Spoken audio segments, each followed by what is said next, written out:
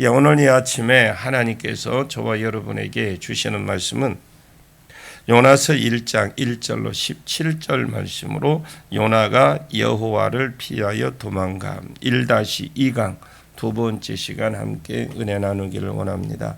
하나님께서 요나에게 느니에 가서 복음을 전하라 했는데 요나 입장에서 볼 때 요나는 이 느니에는 자기들의 원수의 나라이고 자기는 선지자인데 못하겠다, 죽어도 못하겠다. 그래서 그가 여호와께서 명령하신 반대로 다시스로 가는 배가 있는 겁니다. 그래서 그 배를 타고 가는데 5절 끝부분에 보니까 요나가 잠을 자고 있었습니다. 그러나 요나는 배 밑층에 들어가서 누워 깊이 잠든지라. 요나가 처음부터 그렇게 잠들지는 않았을 것 같아요. 처음에는 요나가 바싹 긴장도 하고 있었을 것이고 걱정도 많이 하고 배를 탔는데 근데 막상 딱 배를 타고 보니까 아무 일도 일어나지 않았습니다. 여호와께서 그 사랑하는 자에게 잠을 주시는다. 마음만은 평안했죠. 그래서 잠을 깊이 잤는데 깊이 잠들어 버렸어요. 지금 상황은 큰 풍랑이 일어나서 배가 흔들리고 난리가 났는데도 요나는 사람들이 깨우기 전에는 일어나지 않았습니다. 사명을 저버리고 요나가 도망 중이지만 요나 앞에는 아무 일도 없었습니다. 그냥 평안하고 형통했습니다. 그러나 이 평안이 형통이 거짓 형통이고 하나님께서 그를 빼도 박도 못하는 자리로 몰아넣기 위한 거짓 형통이다라는 그 평안이 거짓 평안이었습니다.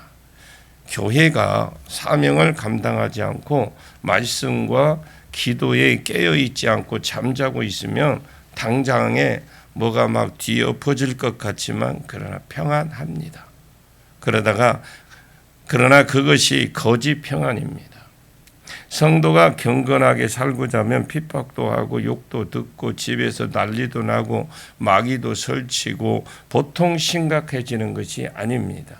근데 우리는 그런 예수 믿으면 평안해질 것을 믿습니다. 그러다가 안 평안해지면 내가 종교를 잘못 선택했나 막 이런 오만 생각을 다 갖죠. 그것이 굉장히 어지러운 것 같지만 그것이 고난 같지만 거짓 고난입니다. 변장된 축복임을 믿으시길 바랍니다. 그것이 거짓 고난이다.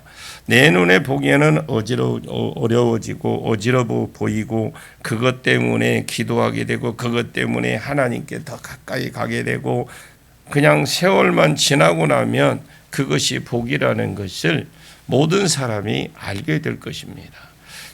그러나 성도가 사명과 멀어지고 교회가 전체적으로 잠자고 있으면 안 됩니다. 중세 시대를 우리가 올라가 보면 종교 전쟁이 일어나기 전에 200여 년 기간에 그렇게 평안할 수가 없었어요. 중세 시대의 그 책을 보면 평안하고 복음 전하지도 않았어요. 아무도 간섭하는 사람이 없었고 교권이 굽어지고 있었고 그것이 나중에 종교 전쟁으로 발전이 돼서 나라가 엄청난 어려움을 겪게 됩니다. 결국은 그 평안이 200년이라는 그 평안이 거짓 평안이었고 그 형통이 거짓 형통인 것을 요나가 모른 겁니다. 오늘 보면 4절을 한번 보시겠습니다. 4절을 볼까요? 여호와께서 큰 바람을 바다 위에 내리심에 바다 가운데 큰 북풍이 일어나 배가 거의 깨지게 된지라 형통이 마침내 다시스로 가는 배를 탔죠. 배 밑층에 내려가서 자고 있었고 그런데 잘 나가다가 갑자기 큰 태풍이 불어오는데 큰 바람이 불어와서 태풍이 우연히 온 것이 아니고 시편에 있는 말씀에 환난 중에 부르짖을 때에 하나님께서 이 배 이야기, 파도 이야기를 하십니다. 하나님이 이 폭풍을 일으키셔서 선장과 그 선객들로 하여금 여호와께 부르짖게 만들고 부르짖을 때 소망의 항구로 인도하시는도다. 그 말씀하신 것처럼 여호와께서 즉 하나님께서 바다에 큰 태풍을 보내시고 그 배가 거의 깨지게 된지라 그랬어요. 깨져버리면 요나도 죽잖아요. 그래서 하나님은 딱 깨질 만큼 깨어지지도 않고 거의 깨질 정도만 해서 계속 지중해를 흔들어요. 창세기 14장 1절과 2절 말씀 중에 1절에 네 나라가 네 개 나라, 2절에 5나라 이게 전쟁이 붙습니다. 전쟁이 벌어졌는데 네 나라는 그돌라오멜 중심으로 한 강대국이요. 이 5나라는 사해를 중심으로 한 5나라 그 성읍이죠. 성읍제 성주들인데 왕으로 보고 성읍의 왕들이라고 보시면 되는데 이 소국가와 대국가가 왕들인데 소국가 왕들이 10여 년 동안 이 대국을 섬기다가 13년째에 배신을 했기 때문에 14년째 이 대국에서 소국으로 쳐내려온 겁니다. 정치적으로 볼 때는 12년 동안 섬기다가 갑자기 배신한 것 같지만 이 전쟁을 쭉 이렇게 말을 하면서 10절 이후로 가보면 소돔 고모라 왕으로 줄이다가 11절에 소돔 왕으로 이렇게 줄입니다. 줄이다가 12절에 전쟁의 결론인데 12절에 롯이 살이 딱 사로잡힌 것으로 전쟁이 딱 끝납니다. 롯이 하나님의 부르심을 받은 부르심의 사명이 그가 있었을 것인데 이 하나님 뜻을 제쳐두고 그 당시에 소돔 고모라 굉장히 잘 사는 부촌이었고 돈 많이 벌었기 때문에 돈 때문에 소돔 사람들이 죄악의 도시인 줄 알면서도 롯은 한 걸음 한 걸음 소돔으로 들어갑니다.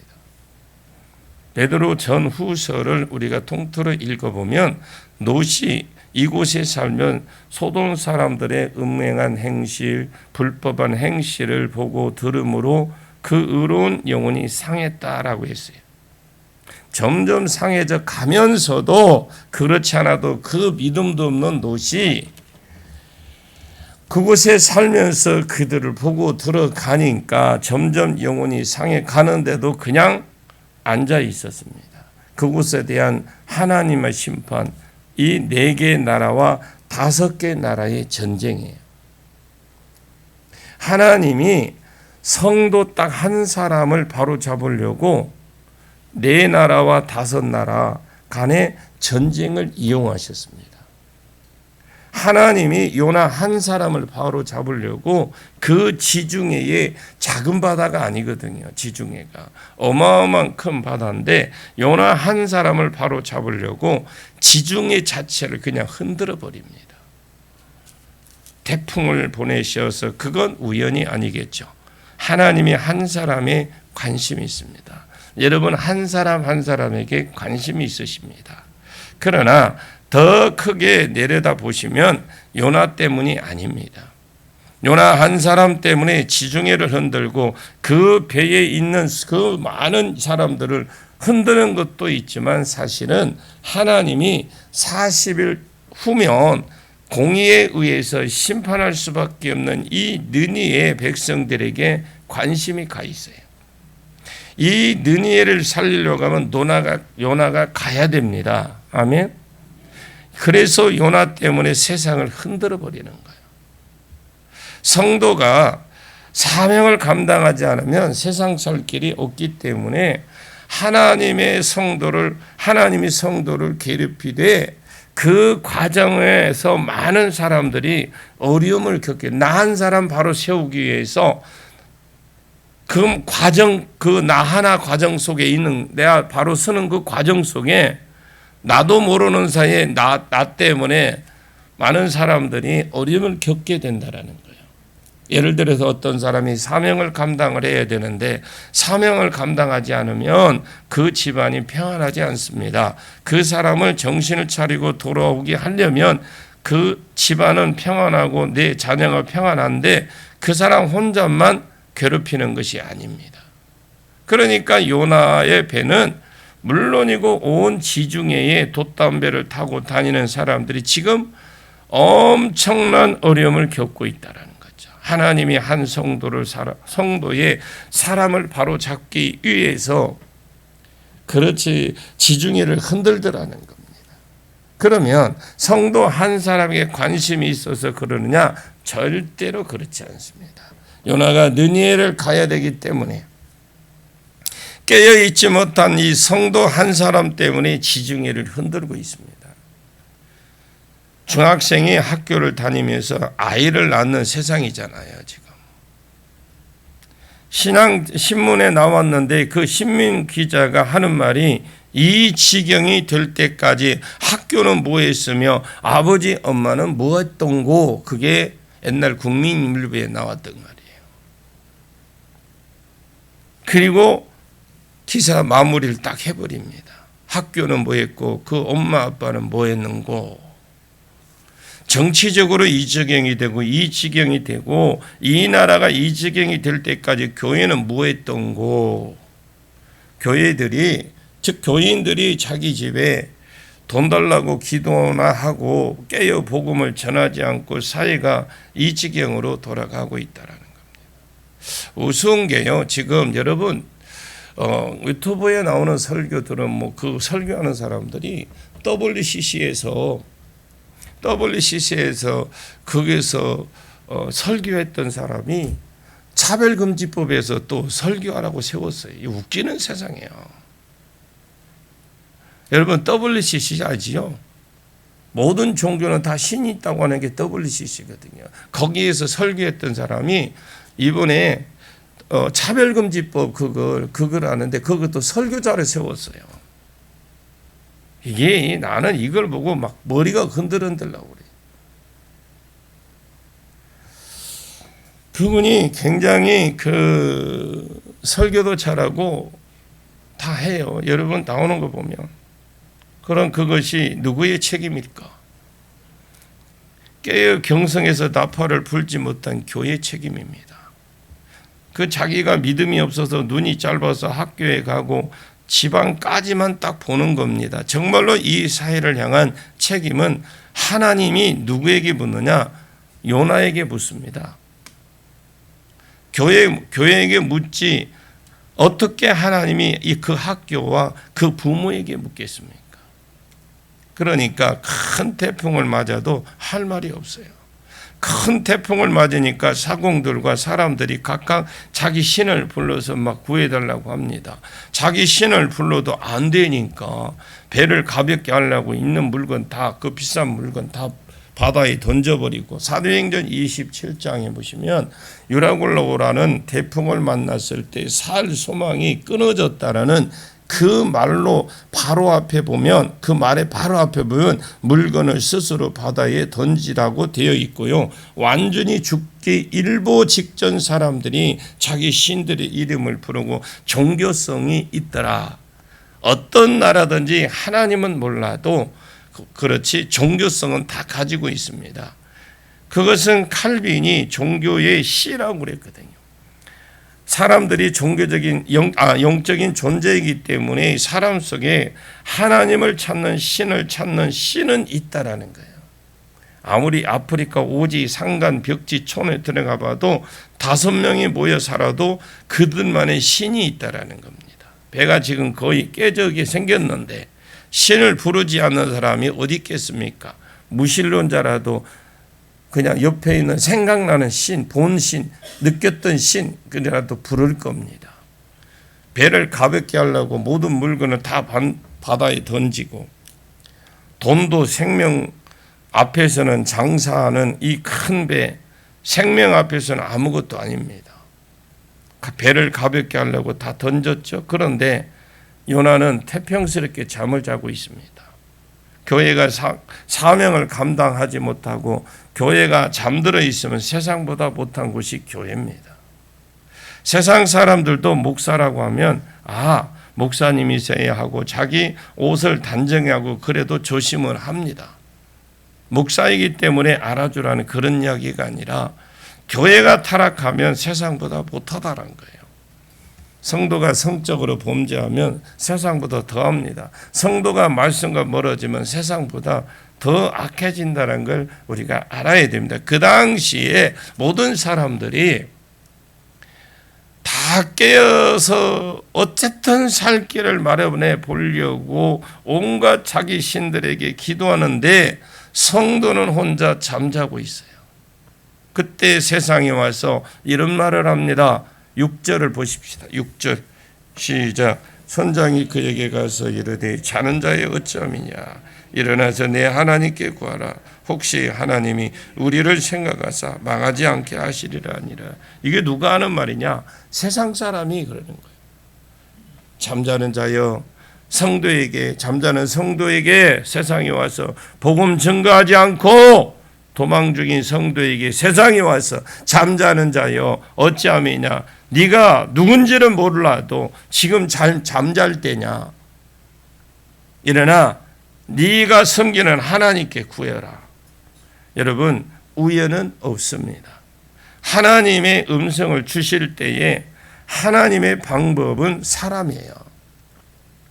이것이 사람의 소리입니까? 하나님의 공의가 이루어지게 해달라고 기도해야 됩니다. 하나님이 아말렉과 세겜 사람들의 심판하셨잖아요. 아말렉을 쳤습니다. 세겜 사람이 이제 세겜 사람 차례죠. 사사기 19장에서 21장에 보시면 하나님께서 범죄한 네 사람을 베냐민을 통해서 심판하셨습니다. 그리고 범죄한 베냐민 사람을 또 하나님 이스라엘을 통해서 또 심판합니다. 이스라엘은 베냐민 사람을 통해 심판하셨습니다. 왜 그러느냐? 그 시대 다 썩었기 때문에 그래요. 그 시대가 다 썩으면 장로들 들어서 성도를 들어서 목사를 치고 그 목사를 들어서 성도를 칩니다. 그래야 같이 망하잖아요. 6절에 사람의 소리가 아닙니다. 그래도 요나가 정신을 차리지 못하니까 이리 누구로 말미암아 알아보자. 제비를 뽑습니다. 잠언 16장 33절에 제비는 사람이 뽑으나 모든 일을 작정하시기는 여호와께 있느니라.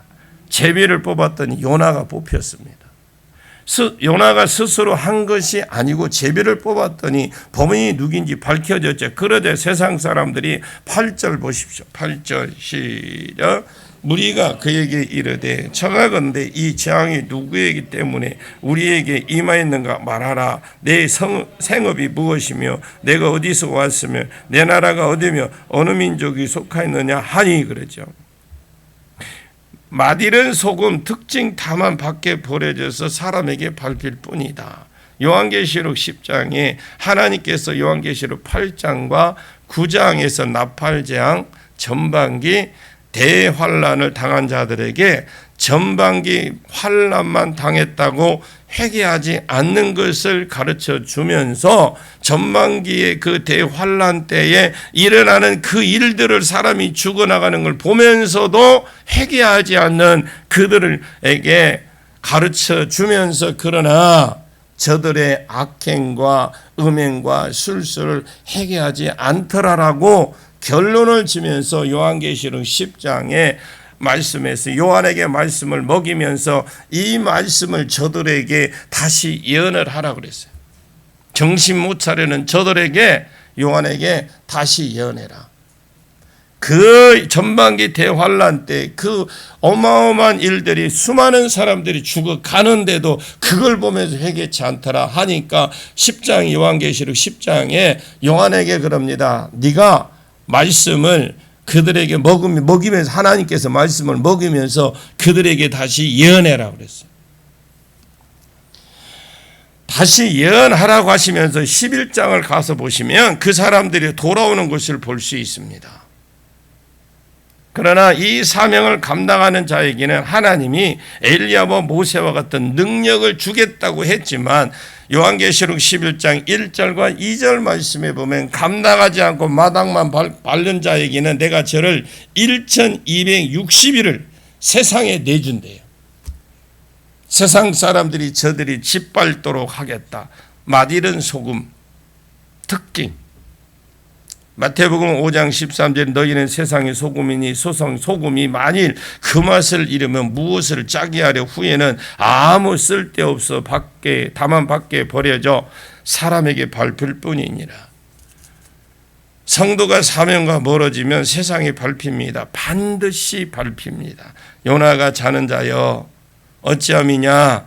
그 말을 듣고도 정신을 못 차리면 제비를 뽑아보자 하고 세상 사람들이 당당하게 믿는 사람들에게 달라듭니다. 10절에서 11절을 봅니다. 자기가 여호와의 얼굴을 피함인 줄 그들에게 말하였으므로 무리가 알고 심히 두려워하여 이르되 내가 어찌하여 그렇게 하였느냐 아니라 바다가 점점 흉흉한지라. 무리가 그에게 이르되 우리가 너를 어떻게 하여야 바다가 우리를 위하여 잔잔하겠느냐 하니. 그랬더니 세상 사람들이 세상이 뭐라고 합니까? 내가 어찌하여 그렇게 하였느냐? 너 하나 때문에 우리가 다 죽겠다. 우리 재산 다 바다에 버렸다. 내가 왜 그렇게 했느냐? 11절에 바다가 점점 흉흉했고 우리가 너를 어떻게 해야 바다가 우리를 위하여 잔잔하겠느냐? 세상이 묻습니다.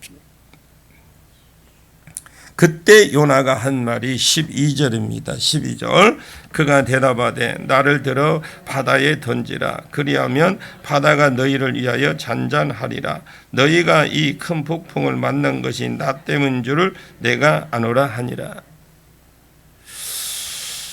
이게 하다가 이게 하나님을 위하여 우리가 이렇게 나 때문인 줄 아노라 하다가 너희를 위하여 잔잔하리라. 12절에 나를 들어 바다에 던지라. 그리하면 바다가 잔잔하게 하다가 너희를 위하여 잔잔하리라. 너희가 이 큰 폭풍을 만난 건 나 때문인지 내가 아노라. 이 본문 자체는 우리가 읽어보면 좋은 말 같아요. 그렇잖아요. 나 하나 던지면 그냥 잔잔하니까 그냥 던져라. 굉장히 얼마나 선하고 좋은 말 같습니까? 희생적인 것 같고요. 큰 폭풍을 만난 것이 나 때문인 줄 내가 아노라. 나 때문이니까 내가 아니까 나를 바다에 던지면 내가 죽을 각오를 하고 너희를 살려주겠다라는 것처럼 보이지만 그게 아니에요. 요나가 지금 만약에 정신이 깨어있고 깨어있는 사람 같으면 야! 뱃머리를 돌려서 내가 왔던 요바로 다시 가자. 아니면 나를 니니에로 보내줘라 라고 해야죠. 그잖아요. 나는 사명을 저버리고 왔기 때문에 사명 감당하려고 가면 너도 살고 나도 산다. 너도 복 받고 나도 복 받는다. 이렇게 나와야 되거든요. 자기는 사명자거든요. 근데 요나가 얼마나 거기에서 가기 싫은 줄 아시겠죠? 느니에라는 곳은 요나가 진짜 가기 싫어하거든요. 다시스에 가면 선지자 못합니다. 그런데 다시스로 가려고 했고 그리고 풍랑을 만나서 하나님이 지금 태풍을 내려서 치니까 사명 감당 안 하려고 끝까지 하잖아요. 나 빠져 죽을 테니까 나를 바다에 던져라. 그러면 나 없어지면 이 풍랑은 잔잔해진다. 그렇게 나왔죠. 요즘 말로 하면 목사해라. 선지사라고 부르니까 하지 않으려고 했던 거예요. 사업을 쳤더니 죽으려고 했습니다. 요나의 부탁을 받은 사람들이 어떻게 너를 바다에 던지겠냐. 그래도 인간인데 그래도 네가 선지자고 네가 목사인데 그러면서 어찌 살려보려고 그들은 나름 노력은 했어요. 뱃머리를 한 그루 돌리려고 가려고 하는데 안 되는 거예요. 그 뒤에 11절에 뭐라고 합니까? 바다가 점점 더 심해졌다라는 거잖아요. 성도가 사명의 자리로 나가지 않으면 살 길이 없어요. 점점 그렇지 않아도 깨질랑말랑 했는데 점점 더 흉흉해지니까 이건 죽는 것밖에 없잖아요. 하고 물에 빠뜨렸습니다. 그렇게 하니까 바닷물이 잔잔해져서 요나가 요나는 물고기가 와서 홀랑 삼켜버렸어요. 요나가 물고기 배에서 녹았느냐?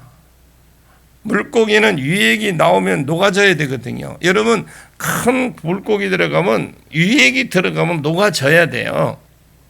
근데 요나가 녹지를 않는 거예요.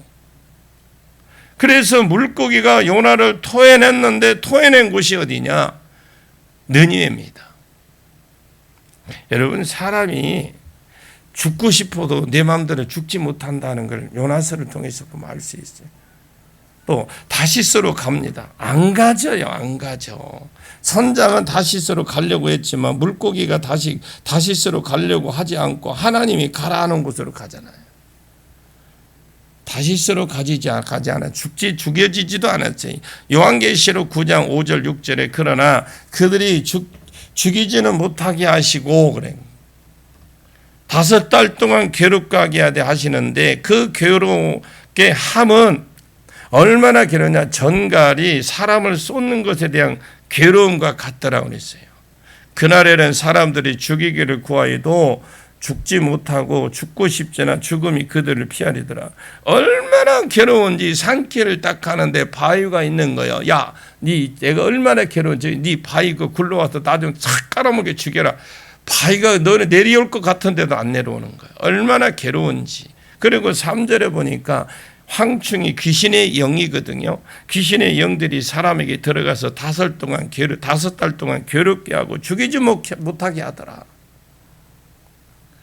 귀신이 죽이지 못하게 해라 했기 때문에 귀신은 영은 죽이지 못하는 겁니다. 들어가서 사람만 괴롭혀. 전갈이 사람을 쏘는 것처럼 괴로웠습니다. 그러나 죽고 싶었지만 죽음이 저희들을 피해가더라는 거예요. 죽음이 요나를 피해갑니다. 바다에 빠져서 요나가 죽으려고 했죠. 요나가 나 하나 죽으면 되지. 그러나 죽지 않아요. 왜 요나가 죽지 않느냐? 요나를 보면 요나서를 우리가 보면 요나서를 자기가 마음대로 해석할 가능들이 있거든요. 요나서를 볼 때 1장과 2장을 보지 말고 요나서를 볼 때는 3장과 4장에 느니웨가 회개하는 것과 그때 하나님이 기뻐하는 심정을 보셔야 돼요. 대부분 설교를 보시면 1장, 2장 갖고 해. 3장, 4장을 우리가 봐야 돼요. 그래야 요나서를 풀어낼 수 있습니다. 대부분 여러분들이 요나서를 읽고 좀 이해를 하려면 3장, 4장을 먼저 읽고 1장, 2절을 읽으세요. 하나님의 관심은 요나에게 있는 것이 아닙니다. 요나에게 대부분 집중해 있어요. 요나는 이미 구원받은 자예요. 하나님의 관심은 큰아들에게 있는 것이 아니라 왜냐? 아버지의 것이 이미 큰아들의 것이기 때문에 그리고 아버지의 관심은 아버지를 떠나서 교회를 떠나서 있는 둘째 아들에게 가 있습니다. 둘째 아들이 왔을 때 모든 것을 다 던져버리고 그를 기쁘게 해서 환영했을 때 큰아들이 나에게는 뭐도 안 주고 너는 이미 구원받았지 않았느냐? 아버지의 말이에요. 먼저 포도원에 들어가서 일한 자들이 5시에 와서 일한 자들이 대략 한 대내를 받았을 때에 다 그렇게 더 받을 줄 알았잖아요. 그러나 더 안 주었습니다. 그때 우리는 종일토록 일했는데 왜 그 막 들어와서 일한 사람 그렇게 한 달란도 주고 우리는 그 하루 종일 땡볕에서 열심히 일했는데 왜 그것밖에 안 줍니까? 그러면 하나님의 평안의 하나님의 관심은 주인의 관심은 끊임없이 인력 시장에서 교회로 들어오지 못하는 자들에게 있다라는 거잖아요. 여러분, 우리는 눈을 돌리셔야 돼. 교회 안에서 재미 있게 사는 것 아닙니다. 우리끼리도 기도하고 응답받고 우리끼리 성령 받고 은혜 받고 우리끼리 말씀 받는 데서 끝나면 그건 교회가 아니에요. 교회는 존재할 이유가 없습니다. 그러면 교회는 사교단체가 아니라 교회는 하나님이 세우셨다면 하나님께서 교회 밖에 또 우리가 이 일을 감당하고 산다면 하나님께서 우리에게 다른 우리 안에 들어오야 할 영혼들이 있기 때문에 그 사람들을 바라보면서 우리를 부르신 목적이 있습니다. 주지 않으실 이유가 없어요. 다윗이 왜 가는 데마다 이겼느냐?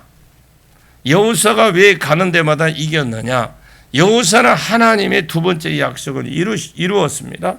하나는 땅을 차지하는 것, 여호사는 그 땅을 차지한 것이 기본이라면 다윗은 창세기 15장에 하맛 어귀에서부터 아라바 광야까지 준다는 그 약속을 청취하고 있었습니다. 결국 두 번째 하나님의 뜻하고 관계되었을 때 자기가 거기에 딱 던졌을 때에 하나님께서 그 사람을 복을 주신 거예요. 우리는 지금 이 시대는요, 천하만민이 복을 받고 돌아오는 데입니다. 그런 시대입니다. 복음 전하는 자에게 이사야서 60장 그쪽 보십시오. 하나님께서 이방인들이 자기가 평생 모았던 거 다 가지고 자기에게 온다라고 그랬어요. 복 받는 비리길이겠죠. 왜 하나님이 요나의 길을 막았느냐? 질문이겠죠. 왜 하나님이 요나의 길을 막았느냐? 요나가 하나님 뜻에 따라가려고 하는 길이 아니라 하나님 길은 이쪽인데 자기는 다른 길로 갈라 하니까 하나님께서 틀어막는 겁니다. 왜 하는 일이 안 될까요? 이것이 분명히 맞을 건데, 이게 맞는 길인데 내가 볼 때는. 근데 왜 안 맞고 왜 안 될까? 내 업을 통해서, 내 일을 통해서, 백수 일을 통해서 복음 전하면 하나님이 그 심령에게 은혜를 주실 것이고 그 생활 가운데 복을 몽땅 부어 주십니다. 왜 그러느냐? 내가 하려고 하는 것이 아니고 주의 일을 하기 위해서 나를 던졌기 때문에 복을 주는 겁니다. 이 복 오늘 받는 저와 여러분 되시길 바랍니다. 기도하겠습니다. 참 좋으신 아버지, 은혜를 진심으로 감사를 드립니다.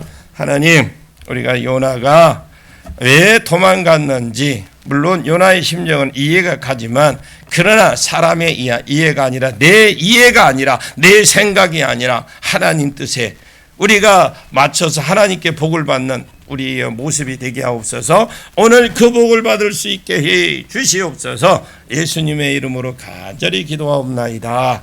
아멘.